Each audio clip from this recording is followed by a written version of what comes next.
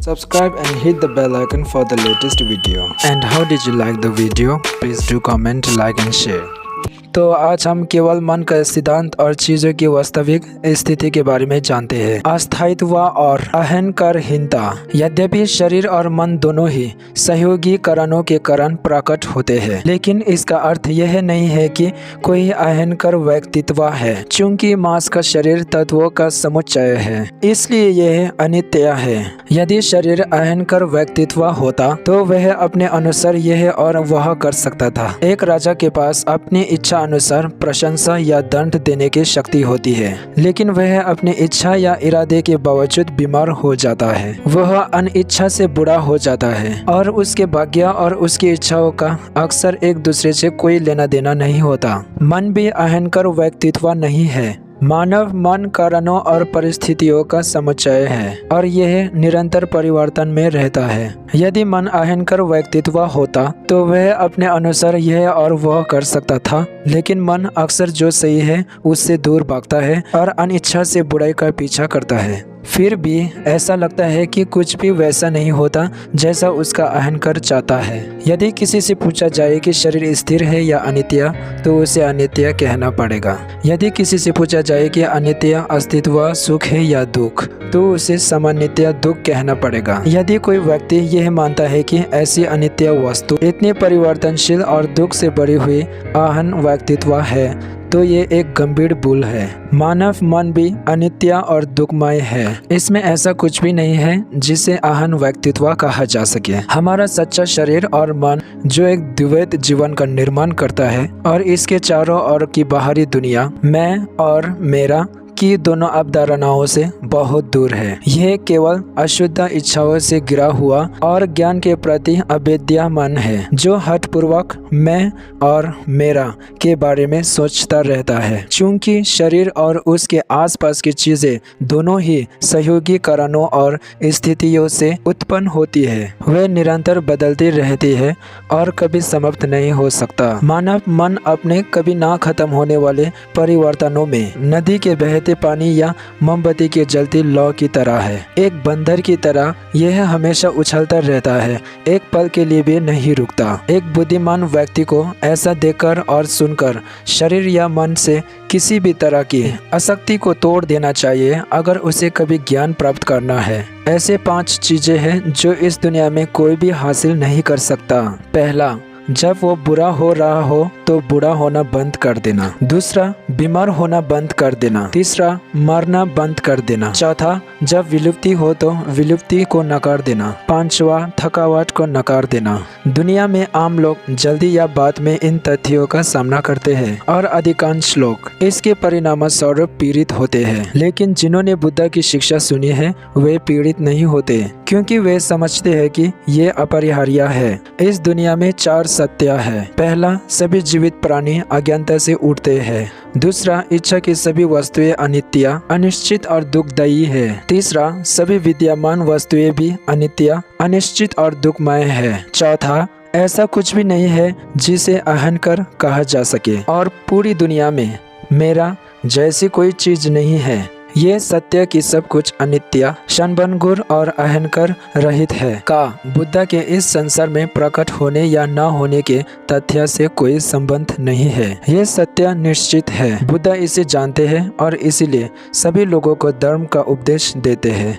अब हम केवल मन का सिद्धांत के बारे में जानते हैं। मन और ज्ञानोदय दोनों ही मन के भीतर उत्पन्न होते हैं और प्रत्येक अस्तित्व या घटना मन के कार्यों से उत्पन्न होती है। जैसे कि एक जादूगर की आस्तीन से अलग अलग चीजें प्रकट होती है। मन की गतिविधियों की कोई सीमा नहीं है, वे जीवन के परिवेश का निर्माण करती है। एक अशुद्ध मन अपने आप को अशुद्ध चीजों से घेरता है और एक शुद्ध मन अपने आप को शुद्ध चीजों से घेरता है। इसलिए मन की गतिविधियों की तुलना में परिवेश की कोई सीमा नहीं है। जैसे एक कलाकार द्वारा चित्र बनाया जाता है, वैसे ही मन की गतिविधियों से परिवेश का निर्माण होता है। जबकि बुद्ध द्वारा बनाए गए परिवेश शुद्ध और अपवित्रता से मुक्त है, सामान्य लोगों द्वारा बनाए गए परिवेश ऐसा नहीं है। मन विविध रूपों को उसी तरह से बनाता है जैसे एक कुशल चित्रकार विभिन्न दुनियाओं के चित्र बनाता है। दुनिया में ऐसा कुछ भी नहीं है जो मन द्वारा निर्मित ना हो। एक बुद्ध हमारे मन की तरह है, सत्वा बुद्ध की तरह ही है। इसलिए मन, बुद्ध और सत्वा सभी चीज़ों को बनाने की उनकी क्षमता में कोई अंतर नहीं है। बुद्ध को नश्वर मन द्वारा गढ़ी गई सभी चीज़ों की सही समझ है। इसलिए जो लोग इसे जानते हैं वे वास्तविक बुद्ध को देखने में सक्षम है। लेकिन मन जो अपने आसपास की चीज़ों को बनाता है वह कभी भी यादों, बाया या विलाप से मुक्त नहीं होता है, न केवल अतीत में बल्कि वर्तमान और भविष्य में भी, क्योंकि वे अज्ञानता और लालच से उत्पन्न हुए हैं। यह अज्ञानता और लालच से ही भ्रम की दुनिया पैदा होती है और कारणों और स्थितियों को समन्वयित करने की सभी विशाल जटिलताएं मन के भीतर ही मौजूद है और कहीं और नहीं। जीवन और मृत्यु दोनों मन से उत्पन्न होते हैं और मन के भीतर ही मौजूद होते हैं। इसलिए जब जीवन और मृत्यु से जुड़ा मन चला जाता है तो जीवन और मृत्यु की दुनिया भी उसके साथ चली जाती है। अज्ञानी जीवन उस मन से उत्पन्न होता है जो अपने ही भ्रम के संसार से भ्रमित रहता है। यदि हम यह जान ले कि मन के बाहर भ्रम का कोई संसार नहीं है तो भ्रमित मन स्पष्ट हो जाता है। और चूंकि हम अशुद्ध वातावरण बनाना बंद कर देते हैं इसलिए हमें ज्ञान की प्राप्ति होती है। इस प्रकार जीवन और मृत्यु के संसार मन द्वारा निर्मित है, मन के बंधन में है, मन द्वारा शासित है। मन हर परिस्थिति का स्वामी है। दुख का संसार भ्रमित नश्वर मन द्वारा लाया जाता है। इसलिए सभी चीजें मुख्य रूप से मन द्वारा नियंत्रित और शासित होती है और मन द्वारा बनाई जाती है। जैसे पहिए गाड़ी खींचने वाले बैल का अनुसरण करते हैं वैसे ही दुख उस व्यक्ति का अनुसरण करते हैं जो अशुद्ध मन से बोलता और कार्य करता है। लेकिन अगर कोई व्यक्ति अच्छे मन से बोलता और कार्य करता है तो खुशी उसकी छाया की तरह उसका अनुसरण करती है। जो लोग बुरे काम करते हैं उनके पीछे यह विचार आता है कि मैंने गलत काम किया है और उस काम की स्मृति उसके बाद के जीवन में उसके अपरिहार्य प्रतिशोध के लिए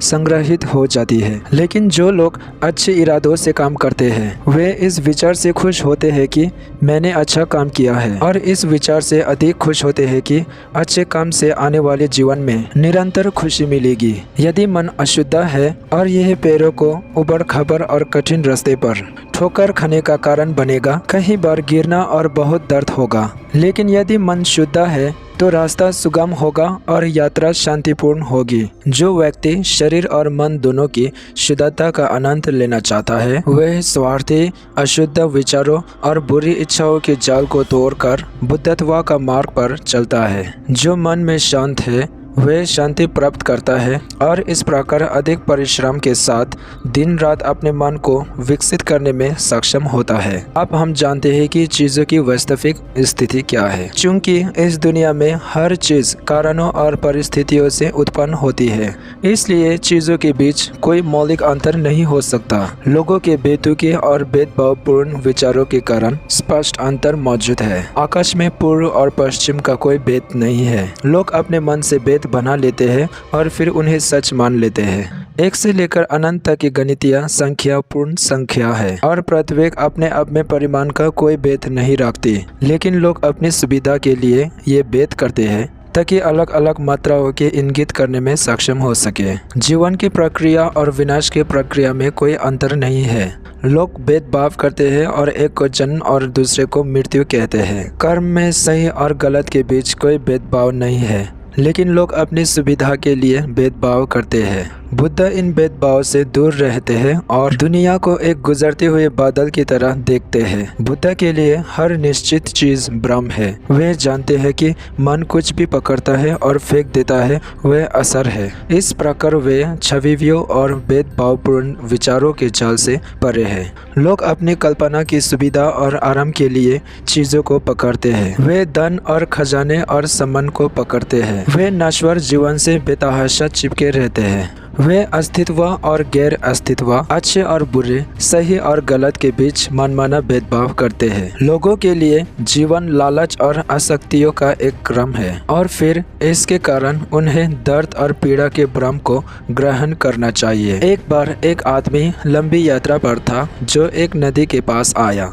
उसने खुद से कहा, नदी के इस किनारे पर चलना बहुत मुश्किल और खतरनाक है और दूसरा किनारा आसान और सुरक्षित लगता है, लेकिन मैं कैसे पार जाऊंगा? इसलिए उसने शाखाओं और नरकटों से एक बेड़ा बनाया और सुरक्षित रूप से नदी पार कर गया। फिर उसने खुद से सोचा, यह बेड़ा नदी पार करने में मेरे लिए बहुत उपयोगी रहा है। मैं इसे किनारे पर सरने के लिए नहीं छोड़ूंगा, बल्कि इसे अपने साथ ले जाऊंगा। और इस तरह उसने स्वेच्छा से एक अनावश्यक बोझ उठाया। क्या इस आदमी को बुद्धिमान आदमी कहा जा सकता है? यह दृष्टांत सिखाता है कि अच्छी चीज भी जब वह अनावश्यक बोझ बन जाए तो उसे फेंक देना चाहिए, और भी अधिक अगर वह बुरी चीज हो। बुद्धा ने अपने जीवन का नियम बनाया कि बेकार और अनावश्यक चर्चों से बचे। चीजें आती जाती नहीं है, नहीं वे दिखाई देती है और गायब हो जाती है, इसलिए कोई चीज़ नहीं मिलती है और नहीं खोती है। बुद्धा सिखाते हैं कि चीज़ें ना तो दिखाई देती है और न ही गायब होती है, क्योंकि वे अस्तित्व की पुष्टि और अस्तित्व के इनकार दोनों से परे है। यानी सब कुछ कारणों और स्थितियों का एक समन्वय और अनुक्रम होने के कारण कोई चीज़ अपने आप में मौजूद नहीं है। इसलिए यह कहा जा सकता है कि यह अस्तित्वहीन है, साथ ही क्योंकि इसका कारणों और स्थितियों के साथ एक सापेक्ष संबंध है, इसलिए यह कहा जा सकता है कि यह अस्तित्वहीन नहीं है। किसी वस्तु के स्वरूप के कारण उससे चिपके रहना भ्रम के स्रोत है। यदि स्वरूप को न समझा जाए और न उससे चिपके रहा जाए तो यह मिथ्या कल्पना और बेतुका भ्रम उत्पन्न नहीं होगा। आत्मज्ञान इस सत्य को देखना और ऐसे मूर्खतापूर्ण भ्रम से मुक्त होना है। वास्तव में संसार स्वप्न के समान है और संसार के खजाने एक आकर्षक मूर्ख तृष्णा है। चित्र में स्पष्ट दूरियों के समान वस्तुओं में स्वयं कोई वास्तविकता नहीं होती, बल्कि वे ऊष्मा की धुंध के समान होती है। यह मानना कि असंख्य कारणों से निर्मित वस्तुएं सदैव बनी रह सकती है एक गंभीर भूल है और इसे स्थायित्व का सिद्धांत कहा जाता है। लेकिन यह मानना भी उतनी ही बड़ी भूल है कि वस्तुएं पुनर्तः लुप्त हो जाती है। इसे अस्तित्वहीनता का सिद्धांत कहा जाता है। अनंत जीवन और मृत्यु तथा अस्तित्व और अस्तित्वहीनता की ये श्रेणियाँ वस्तुओं की मूल प्रकृति पर लागू नहीं होती, बल्कि केवल उनके दिखावे पर लागू होती है। जैसा कि वे दूषित मानवीय आंखों से देखे जाते हैं, मानवीय इच्छा के कारण लोग इन दिखावे से संबंधित और आसक्त हो जाते हैं। लेकिन वस्तुओं की मूल प्रकृति में वे ऐसी सभी भेदभावों और आसक्तियों से मुक्त है, क्योंकि हर चीज कारणों और परिस्थितियों की एक श्रृंखला द्वारा निर्मित होती है। इसलिए चीजों का स्वरूप निरंतर बदलता रहता है, यानी इसमें कोई स्थिरता नहीं है, जैसा कि प्रामाणिक पदार्थों में होनी चाहिए। स्वरूपों के इस निरंतर परिवर्तन के कारण ही हम चीजों को मृग तृष्णा और सपन के समान मानते हैं। लेकिन स्वरूपों में इस निरंतर परिवर्तन के बावजूद चीजें अपने मूल आध्यात्मिक स्वभाव में स्थिर और अपरिवर्तनीय है। एक मनुष्य को नदी नदी जैसी लगती है, लेकिन एक भूखे दानव को जो पानी में आग देखता है वह आग जैसी लग सकती है। इसलिए एक मनुष्य से नदी के अस्तित्व के बारे में बात करना कुछ अर्थपूर्ण होगा, लेकिन दानव के लिए इसका कोई अर्थ नहीं होगा। इसी तरह यह कहा जा सकता है कि चीज़ें भ्रम की तरह है, उन्हें ना तो अस्तित्ववान कहा जा सकता है और न ही अस्तित्वहीन। फिर भी यह नहीं कहा जा सकता कि परिवर्तन और स्वरूप के इस दुनिया के अलावा स्थायित्व और सत्य की एक और दुनिया है। इस दुनिया को या तो अस्थायी दुनिया या वास्तविक दुनिया मानना एक गलती है। लेकिन इस दुनिया के अज्ञानी लोग ये मान लेते हैं कि ये एक वास्तविक दुनिया है और उस बेतुकी धारणा के अनुसार कार्य करते हैं। लेकिन चूंकि यह दुनिया केवल एक भ्रम है, इसलिए उनके कार्य त्रुटि पर आधारित होने के कारण उन्हें केवल नुकसान और पीड़ा की ओर ले जाती है। एक बुद्धिमान व्यक्ति ये पहचानते हुए कि दुनिया एक भ्रम है, ऐसा व्यवहार नहीं करता है जैसे कि वह वास्तविक हो, इसलिए वह दुख से बच जाता है। तो आज का धर्म का प्रवचन यहीं तक था, फिर मिलते हैं दूसरा प्रवचन के साथ।